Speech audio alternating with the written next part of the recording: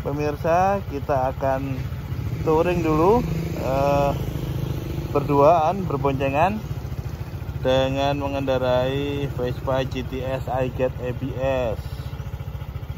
Oke, bismillahirrahmanirrahim, kita berangkat. Pemirsa, Mas Bro, selamat datang di channel Jakarta Creative Pictures. Berjumpa lagi dengan saya, Gatot Susanto. Maaf, kita tikungan dulu ya. Kali ini bukan touring sebetulnya. San Mori, ya mungkin lebih tepat Sunday afternoon ride. Ini memang hari Minggu, tapi kalau pemirsa bisa melihat ya, ada jam di dashboard kami. Sekarang sekitar jam 2 tadi kami berangkat. Jadi ini Sunday afternoon ride. Asik sekali pemirsa, tapi saya harus mengurangi kecepatan karena di depan ada speed bump lagi. Ya. Dan Vespa GTS 150 ini kita namai si tomat pemirsa, karena memang dia merah dan bulat. Cocok lah ya kita namai motor kesayangan kita ini si tomat. Ini nama diberikan oleh anak saya tercinta. Jadi sangat menyenangkan Mas Bro di Bintaro ini karena ada jalan yang sangat lebar. Dan kalau Anda riding pagi-pagi, maaf ini saya ngerem dulu. Kalau riding pagi sangat nyaman. Memang kelemahannya satu, yaitu banyak speed bumpnya itulah. Jadi hati-hati juga. Dan ini posisi boncengan ya, sama sekali tidak dipaksa, dia cepat sekali naik sampai ke 80 km per jam, bahkan ditanjakan, dan tidak ada beban sama sekali untuk engine-nya yang sangat bagus.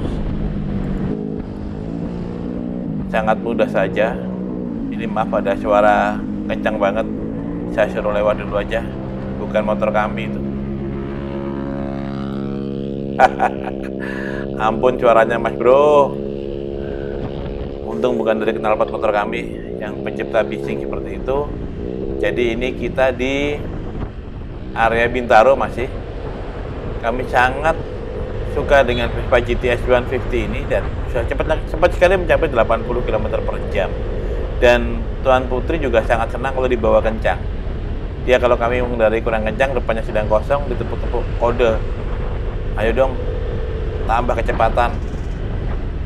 Jadi memang begitulah. Di depan tuh ada RSPI dan ada speed bump lagi. Kami harus slow down.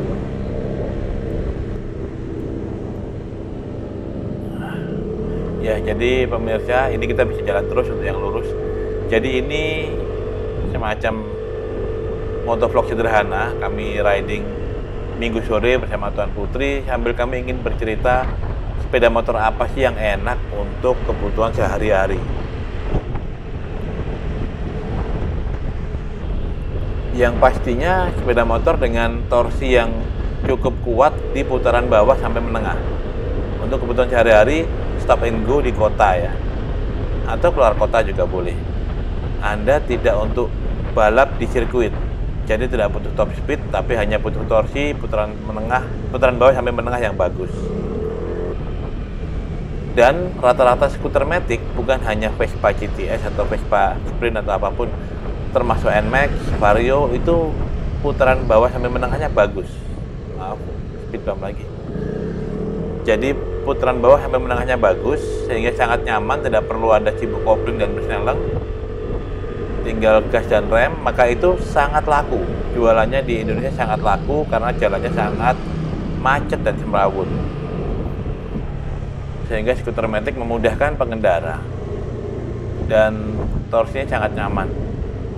Nah, ini Vespa GTS juga begitu, 150 cc liquid cooled, benar-benar bikin kami jatuh cinta dan pengen naik terus motor ini, meskipun ada motor kami yang lain. Dan juga suspensinya Mas Bro, lembut banget. Tuan Putri suka naik ini. Jadi sebetulnya sudah agak lama kami tidak motor-motoran lagi, atau kalaupun motoran paling kami sendiri dengan teman-teman.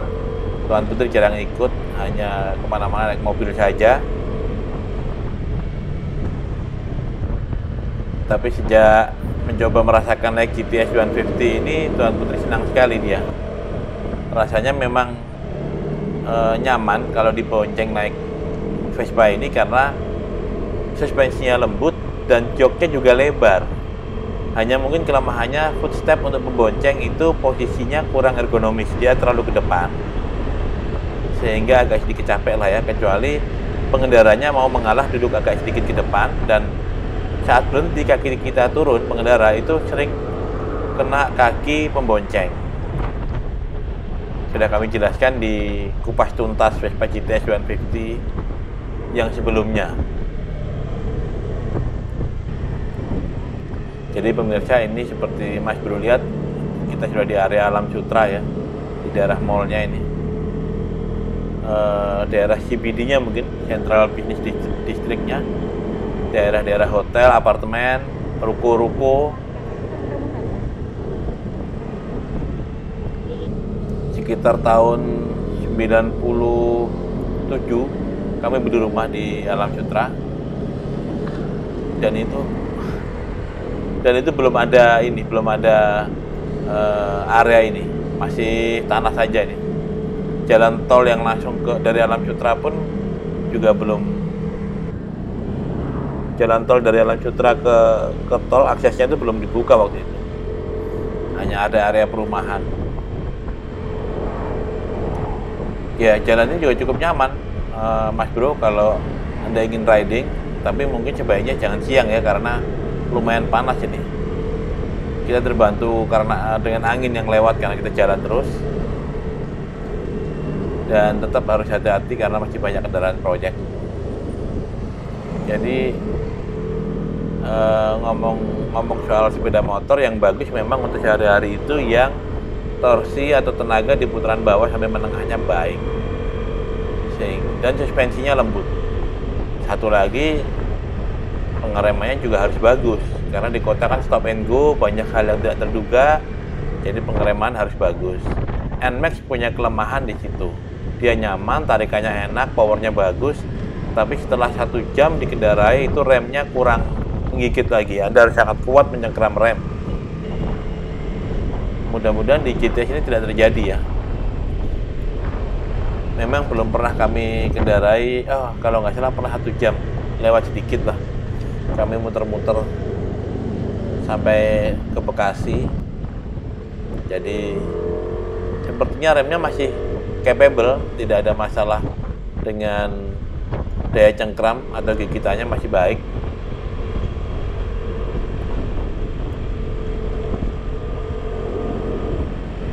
Jadi Tuan Putri ini dulu senang naik motor waktu SMA dan kuliah, tapi sejak menikah tidak pernah lagi naik motor, kemana-mana naik mobil. Jadi sekarang takut dia naik motor, tapi kalau dibonceng senang, Mas Bro, senang. Nah, ini kita coba filtering ya, kita filtering, tidak ada masalah karena memang spionnya sudah kami ganti dengan spion yang lebih pendek, yang kecil. Dan Mas Bro, sebagai tambahan, kenapa kami sangat senang mengendarai Vespa, selain powernya bagus, suspensinya lembut, dan handlingnya ringan, yang mengejutkan itu ya sebetulnya. Tapi Vespa ini juga ikonik. GTS terutama itu, orang Vespa nyebut tepong, atau pantatnya itu besar seperti itu, dan sangat ikonik dari zaman dulu sampai sekarang. Hanya diperbaharui, dimodernisasi modelnya, mesinnya juga, engine-nya juga semakin bagus, engine modern, brakingnya mumpuni, tapi juga nyaman karena kaki kita kan tidak di satu footstep ya buat pengendara. Kakinya enak, cukup luas tempatnya, dan dashboardnya kalau Mas Bro perhatikan, kalau kelihatan di kamera nih mudah-mudahan, itu elegan, sederhana, tidak terlalu ramai, tapi elegan dan enak dipandang. Jadi memang benar-benar diperhatikan unsur fashionnya ya. Jadi memang ini lifestyle Vespa itu, desainnya ikonik, dan memang dijaga secara desain itu tidak ada yang berlebihan, tidak ada yang overdone lah. Jadi sederhana tapi elegan. Saya senang sekali melihat speedometernya. Informasinya memang saya perlu satu lagi sebetulnya. Berapa kilo dia bisa dicapai dengan sisa bahan bakar, ini tidak ada. Tapi oke lah, kita bisa perkirakan dari fuel meter, daripada tidak ada fuel meter sama sekali. Dan list chrome-nya juga cantik. Kalau Anda tidak suka chrome, bisa Anda ganti dengan list yang berwarna hitam ya, list yang mengelilingi speedometernya, karena ada dijual itu aksesorinya dan cukup sedap dipandang mata, yang chrome maupun yang hitam. Dan yang penting lagi, tidak capek Mas Bro mengendarai Vespa ini.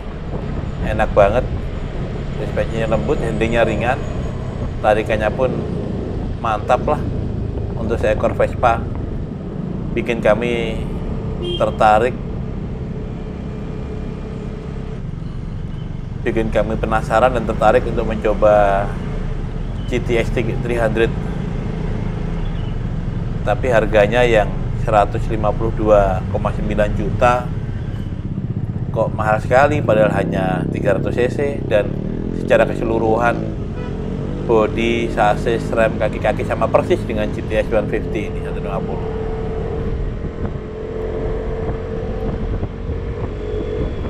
Ya, ini area Alam Sutra masih enak sekali pemirsa. Ini padahal sudah siang ya, jadi kalau saya kesini lebih pagi mungkin tidak sepanas ini dan lebih sepi, enak untuk riding ya.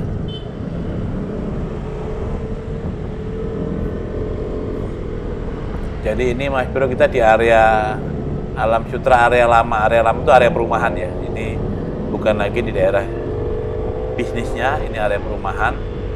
Nanti setelah Living World atau sebelum, saya kok lupa, itu belok, ada jalan belok kiri itu ke perumahan.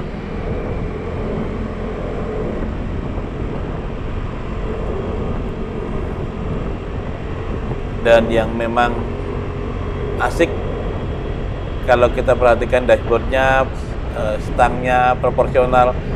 Justru terus terang saya agak terganggu, saya ganti spionnya, mungkin harus saya kembalikan ke spion awalnya. Memang agak panjang, lebarnya sama dengan lebar stang, dan untuk filtering mungkin kurang mendukung. Tetapi secara estetika, desain itu lebih baik, jadi mungkin saya kembalikan. Kapan ganti oli, saya pasang lagi yang standarnya lah. Nah, ini lingkaran di Alam Sutra, kita harus hati-hati karena harus bergantian ya Mas Bro. Jadi kami kalau riding dengan Tuan Putri tujuannya selalu hanya untuk cari makan dan relax saja. Ini kita filtering lagi, kita akan cari makan di komplek apa itu, makanan sebelah kanan, kayak ada Bandar Jakarta dan kawan-kawan di situ. Ya, ini agak rapat jadi kami tidak berani maksa. Toh sudah hijau, kita riding di Jakarta ini santai saja Mas Bro, tidak usah maksa. Karena kalau menggores mobil orang juga, kan orang juga tidak senang ya, jadi kita harus hati-hati juga. Ini lingkaran Alam Sutra yang populer di zaman dulu nih, dari tahun 95, 96 kali ya. Waktu kami lihat 97 kami kini juga sudah ada itu.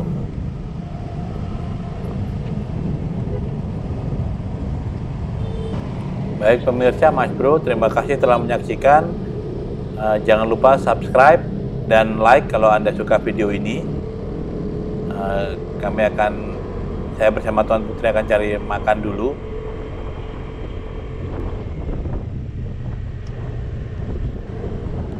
Sampai jumpa di video berikutnya. Salam kreatif.